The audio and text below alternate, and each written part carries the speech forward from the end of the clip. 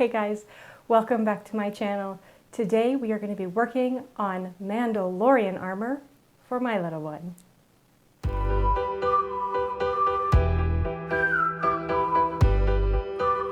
Alright guys, today we're going to be walking away from the sewing machines to do some fun crafting. We're going to be putting together Mandalorian armor for my tiniest human for this Halloween, and we're going to start with the Mandalorian helmet. So this is a 3D printed helmet. It was made specifically for my kiddo. We did his head measurements and bought the filament, had it printed off. It comes in 2 pieces. And so I just need to go ahead and glue these 2 pieces together. And then I believe I'm going to put some foam on the inside as well to help stabilize it on his head and make it comfortable or more comfortable. Now the reason I decided to go with a 3D printed helmet as opposed to purchasing a helmet is twofold. One, the Halloween helmets that you can find are either really cheap and cheesy or really intense and really expensive. And I really didn't want to go in either direction. The other reason that I didn't do it is they do have some really amazing metal Mandalorian helmets, but they're very heavy and most of them really are made for bigger kids and adults. And my littlest is really pretty darn little. And so we wanted a helmet that was really going to fit his head well. The other wonderful thing about 3D printed helmets is that these are hollow 3D print. So it's really lightweight and it's going to be easier for him to keep on for longer periods of time. Now I did have these 3D printed in a silver that I thought would really be a pretty great match for Din Djarin, the most recent Mandalorian in the the TV series, The Mandalorian. And both of my kids really loved them. My eldest really likes the silver, but my youngest, who is actually going to be a Mandalorian for Halloween, decided he didn't want silver. He went back and forth. He wasn't sure if he wanted to be Din Djarin or Boba Fett or Jango Fett. And so we went online and I showed him pictures of other Mandalorians and let him really see how he could really customize this and he can be his very own Mandalorian. And after looking through many of pictures like these online, he decided to do just that. He would like to customize it. So I'm going to get this glued together and then we're going to be using paints.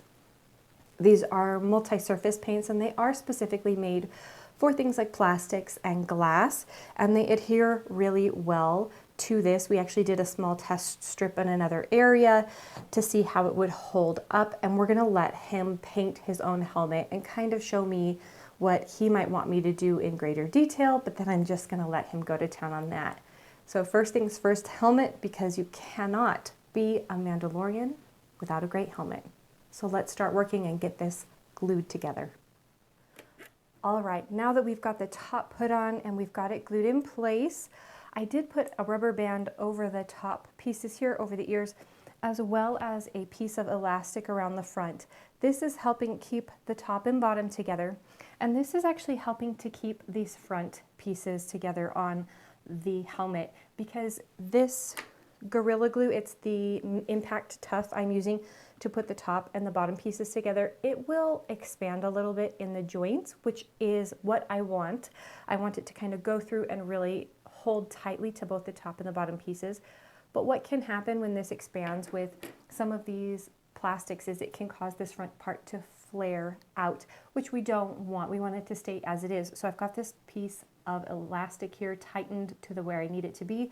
It's also going to make sure that these front sections here are in place and that the top of the helmet is going to continue to line up with the bottom instead of, you know, kind of coming off as it's drying. So I did the Gorilla Glue first, and then I did use Turbo Plus, and I used just one of these like dollar store paintbrushes, dipped it in, and I went around the outside. I flipped us inside out and I went around the inside as well to give it a little bit more structure and stability.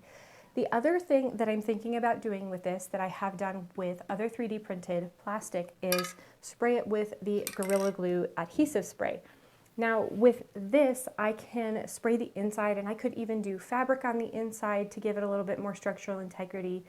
But I've also just sprayed this over the top of 3D printing, and what it does is it kind of fills in these ridges and it gives it a little bit of texture, which I think for this will make it seem a little bit more like kind of rough hewn metal, and I think it's going to help the paint grab really well and give it a really nice finished look.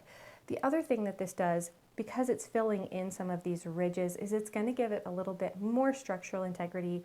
It's going to feel a little bit more sturdy, and I think that's something that's going to be really important for me and for my little ones, because my little ones are not easy on their costumes, they are not easy on their toys. They have them to play, and that's what they're going to do in them. So I think we're going to let this dry here, then give it a quick spray with this Gorilla Glue spray, then let it dry again, and after that we'll be ready to give it a quick sand and start painting.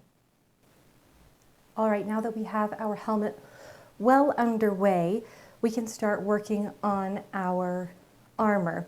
Now, for the armor, I did go and buy these thick sheets of foam. I picked them up at Michael's. I know that they have some online you can purchase. I know that they have different weights and sizes. This one is, I have no idea. It's like 1/4 of an inch thick. I don't know, is that like 8 millimeter? But I thought this will be perfect for what we need it for. We don't really need him to have some really big tough stuff. Some basic foam will do, and I think it's going to be really great. There's two things I want to tackle first, and that is the arm caps and the chest plate. Now I went online and I looked at a bunch of Mandalorian costumes, some from the TV shows, some from cosplayers, like these photos here. And I really kind of looked at the variety and different styles of chest plates and got an idea of how I might be able to put this together. And then what I did after that was I showed my little one a couple of different ones, got an idea of the different types of chest plates that he liked. He liked quite a few different designs, and so I just started out with an 8x10 piece of paper, just out of the recycling bin. So I took it out and started off by cutting the top part, and I cut into the sides out little wedges and triangles. Now at first I had both the top and the bottom cut out so that when they came together they created like a raised section like armor would have. And I had it on both the top and the bottom, and I felt like it really kind of pushed out of his chest a little bit too far. So I went ahead and opened the top pieces back up here, kind of cut in like some of the armors that I saw where it kind of cuts up and around, but I left this bottom one. So you can see we've got some depth here. Now by cutting the triangle wedges out here and then gluing them together, like I said, you're gonna create that 3D dimension that we want. So this here will be filled in, but by doing this and trying it with the 8x10 piece of paper, I can cut as many pieces of paper as I want to really look at it and look at it on my little person and how it fits them. Should I trim this in? And now I can use this, open this all up, lay it completely flat onto my foam and use it as my template to create my actual armor. Now my little one is actually pretty small, so like I said, this is just like a standard 8.5 by 11 sheet of paper, which happens to fit just on 1/2 of this armor, or foam. Well, it's going to be armor. 1/2 of this armor foam. I did buy 3 sheets of this foam. I think they were $1.60 or $1.80 a sheet. So I will have more than enough. I will actually end up with leftover, which means, who knows, I might be making some armor for my other little one here soon. But the wonderful thing is here, I've got quite a bit of it, which means I can make a chest plate. I can go ahead and work on some of the shoulder caps. I can probably make the pieces that go on their legs. And then if he would like anything else, some armor for his shins or maybe something for his lower arms, we're going to definitely have enough to work with here. So let's go ahead and get our piece cut out here for our chest plate. So I'm going to go ahead and open back up these areas here that I had taped together. And that's all I did to try and fit it on him, was I cut out what I thought would work and then I just taped it. And then when we're using the foam, what we'll do is we'll glue it together. All right, and there we have it, our cut out piece of armor. This is our chest plate, this is our tummy guard. And now what we need to do in order to really form it is to glue these sections together like this. And you see that's going to create that nice shape here. So I do have our super glue, and I was going to start with this and see if I can't get it to hold in place with it. It's a quick grab glue. If for some reason... All right, I did go ahead and use the turbo zip glue for this, and in order to get these pieces to stay in place, I did sacrifice a couple of my sewing pins. My sincere hope is that after the glue has a little bit of time to dry, I'll be able to pull those right back out. If for some reason this glue doesn't quite hold, which it is giving me pause at the moment, I'm not 100% sure, I can always use the Gorilla Glue Spray Adhesive instead. This one does specify that it is good for foam as well. I went with this one initially because it's a fast grab, and so I wanted to give it a try, but we may have to move to this. We're going to see though. We're going to give this a second, see if it works. But for now, we're going to go ahead and set this aside, give it a little time to dry, and we're going to move on to our shoulder cap pieces. All right, our chest plate is outside drying. I did go ahead and give it a spray with the Gorilla Glue adhesive directly into the creases to build that up. I also sprayed the entire front of it. I did that partially to give it a little bit of texture, partially to help hold the paint a little bit better, because I don't have Plasti Dip and I really don't want to run out to the store to buy some. It's not the most expensive thing, but it's not terribly cheap. I've already got this and I think it's going to work great. It's going to give it a nice coating over the top of the foam, which is going to hold the glue, or I'm sorry, hold the paint well, or hold up to the paint well. If for some reason it doesn't really do that much, generally with foam, when you paint it, it can kind of suck the color into it, and the Plasti Dip helps it kind of sit on top and give it a smoother coat. If the foam sucks this up, we'll just add another layer, because I don't want to run back to the store for Plasti Dip. So that means we need to move on to our shoulder caps. Now, I did go online. I looked at a variety of pictures of the Mandalorian again, looked at kind of what the shoulder caps looked like. I went on Etsy. I looked for patterns to create it out of foam, and I really considered doing it. Kind of cut a piece of paper out myself, cut corners, tried to see if I could form it, and I definitely can. But then I saw something kind of brilliant. A Life water bottle that you pick up at the store actually has roughly the correct curve for my little one's shoulders. And one bottle should be enough to make both shoulder caps. So here's what I did. I grabbed the Life water, I cut off the top portion, and then I cut up the sides so that it's exactly equal on either side. And because it is a plastic, you can see the seam running up both sides, which means you can get a nice, easy, clean cut.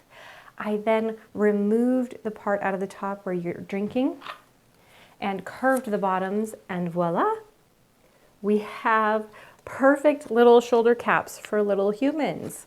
I think this is going to work really great. They're plastic, they're already perfectly formed, they're ready to go. So yay for a Life water bottle to create a nice smooth surface. The other thing I had considered with this is going along the outsides with foam to give it a raised edge like Armor has, like these pictures here. Now I have the offcuts from making the chest plate, and of course we've got more than enough foam. We don't really need to go crazy. But I was just thinking like we could easily just go around the sides and create that traditional knight's armor look on here. And then when we paint it, it's going to have that kind of depth that it otherwise won't have if it's just this flat plastic. Now the flat plastic, there's nothing wrong with it, but why not get a little bit extra creative if we can, right? So I think I'm going to try to figure this out here.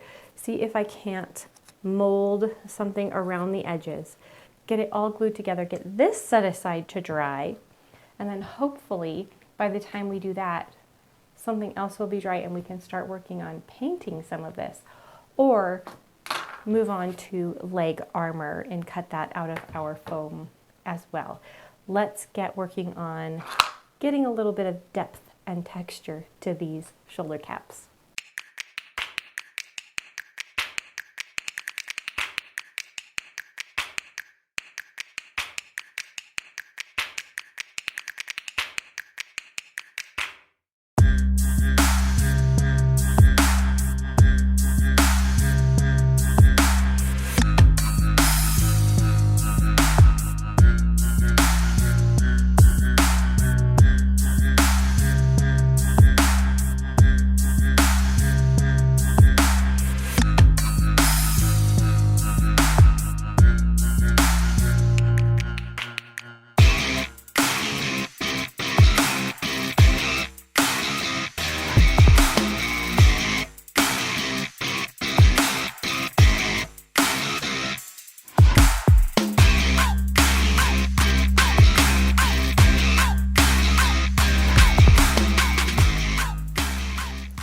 All right, and to get these onto the plastic and in place, what I think we're going to do is step back outside, give the backs of these a spray with the Gorilla Glue adhesive to both of these foam pieces, give them a few minutes, like 5 minutes or so, to get really tacky, and then gently push them all the way around our shoulder cap plastic pieces here and see if we can't get them to stick on really good. So because this is going to be kind of messy, I'm also going to wear a pair of gloves. I would highly recommend that, especially if you're working with any of these glues and you don't have straight acetone. I do have some, but I've actually already used it on my hands like 3 times today. So I'm going to put gloves on this time if I can find them, so that I can save the skin on the ends of my fingers. Okay, our helmet is drying. Our shoulder protectors are out. They have had the outside foam put on them. They had a little bit of modeling foam put on to create a little bit more texture, to fill in some holes, and the same with the chest plate. I used modeling foam to fill in those edges to make things a little bit smoother, and it's gotten a second coat as well. So we are moving on to our protectors for our upper legs. I don't know what these are, bracers maybe. So this is really terrible, but you can kind of see, I just traced, like I stuck this on my little one's leg and I kind of traced as terribly as I could how high it would need to go, how low it would need to go, and how wide it would need to be. So what we're gonna do, once you have that basic shape and idea, a lot of it is just trying to make sure we aren't making things too crazy, too big. So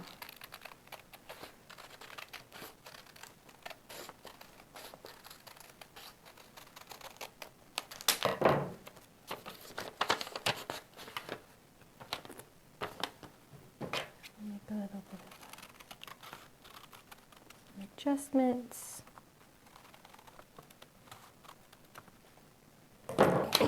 And voila, shape for a leg bracer.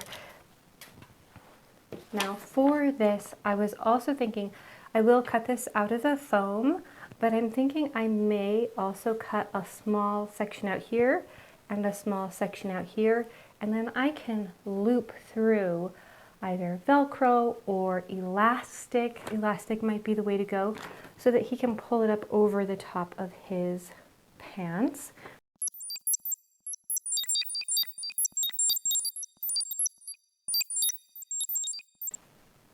You can see these are really nice and foldable and moldable. So if I put some small cuts through here to slide things through, these should mold around his little legs just fine.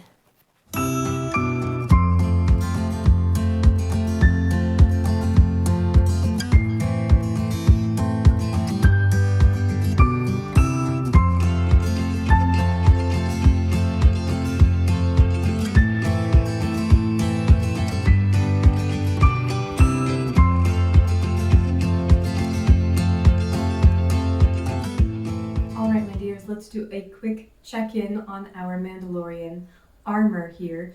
We got a lot done. So we've got 2 days worth of work done. We have the shoulder pieces, the pieces that protect the thighs, our chest and tummy armor complete, and we've got a little bit of movement, so definitely can handle some cool Mandalorian moves. We've got our helmet completely glued together, painted, and then I did add those foam strips to the inside to make it a little bit more comfy. So now what do we need to do left? We need to attach this armor somehow. And I have a couple of thoughts on that. One of the ways that I thought might be really great, especially for the leg bracers, is just basic, elastic. I was thinking about it and I really considered, putting something on the back, gluing it to it, then stitching it to pants. But I think it might be really convenient if they slide on just like knee pads would slide on, and that the elastic can kind of keep them in place where they're comfortable. And then if throughout the day they become uncomfortable, he can simply take them off. For our shoulder pieces, because it is lined with plastic, I can't really sew through it or weave a piece of fabric through it. So I think we may end up needing to glue a piece of fabric or a buckle or something here and then strap it to the top of like a little vest or tank top or something like that. And the same with our chest plate. Now, when I was looking at pictures of Mandalorian online, looking at how they attached, many of them attached kind of like tactical gear. They had a small slit up here at the top, and then like here and maybe even down here, and they attached with buckles or Velcro strips to the sides and kind of went around the body or attached to a back piece. Now I've chosen not to do a back piece of armor because he has a jetpack. However, I do still like the idea of having the little loops of fabric that could buckle to it. I think Velcro would be really great, or even just creating that look artificially and stitching it to a shirt so it looks like that, I think will be very helpful. It will keep this in place, but keep it kind of mobile. We do have 2 other things that we need to make to really make this a Mandalorian outfit, to really pull it through, and that is the belt. So the belt that goes around the center and then comes across the front of the chest, and that's gonna hold, Nerf ammunition. So we're going to get back out the pleather that we used for the boot covers, for our Jedi boot covers. We're going to use a little bit of that. I've got measurements of my kiddo's waist, of his cross shoulder measurement. So we don't have a ton of work left to do, but I think it's all fiddly work, so it might take us a little while. So let's go ahead and dive right in.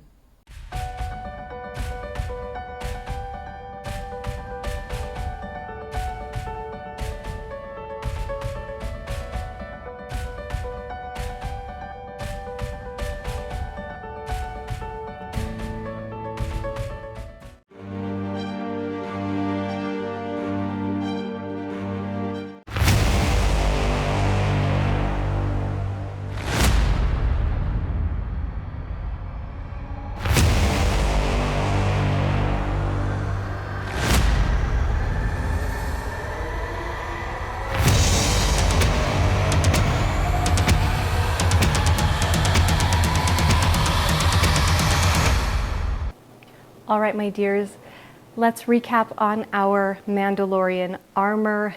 I certainly learned a lot this week, as I had never worked with foam before, had never worked with this type of foam in order to make armor, and I'm very pleased with the end result and the end product.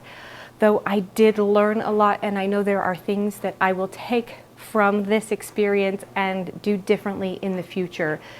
Creating and using different adhesives with the foam, I definitely learned which ones work, which ones don't.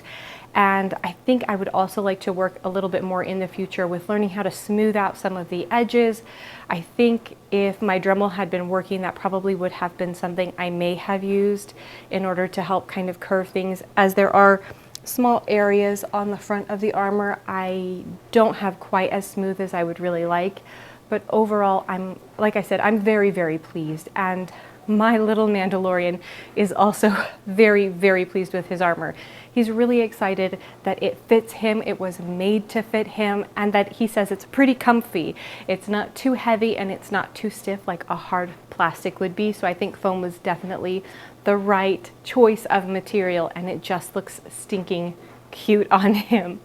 The other thing that we did was our Mandalorian helmet. This is a 3D printed helmet, and I will leave the link in the description below in case you would like to print your own 3D printed Mandalorian helmet.